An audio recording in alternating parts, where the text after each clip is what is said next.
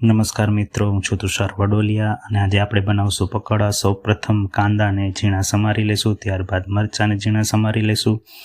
મરચાં અને કાંદા સમાર્યા બાદ આપણે લસણ લેશું ફોલેલું, 5-10 કળી લસણની લઈ એની અંદર આદું નાખી ટોચી બરાબર સારી રીતે ચટણી જેવું બનાવી અને એને આપણે બાફેલ બટાટાની અંદર મેળવવા માટે એક વાસણની અંદર મિક્સ કરશું। લીંબુ નીચોવશું, ચમચી એક સાકર નાખશું, ચમચી એક મીઠું નાખશું।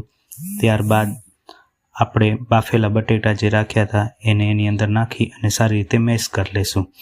સારી ક્વોલિટીની બ્રેડ લઈ આવી એની અંદર મસાલો ભરપૂર પ્રમાણમાં ભરી અને બ્રેડ પકોડાના રૂપમાં આપણે કાપી લેશું।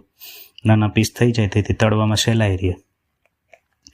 પીસ કમ્પ્લીટ થયા પછી બેટર માટે બેસણનો લોટ, થોડો મેંદાનો લોટ, ચપટી સોડા, પાણી અને 1 ચમચી મીઠું નાખી અને સારી રીતે હલાવી લઈશું।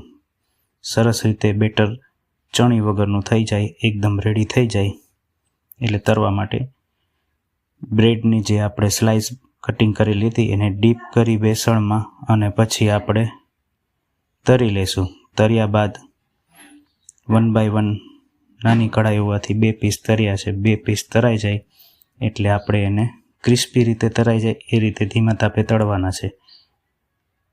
તેલ ન ચડવું જોઈએ અને કડકડા થઈ જવા જોઈએ બ્રેડ પકોડા। તો આપણા 2 બ્રેડ પકોડા તૈયાર થઈ ગયા છે। આ રીતે આપણે બીજા પણ બ્રેડ પીસને બેસણમાં ડીપ કરી અને તળી લેશું। મરચાંથી સજાવી અને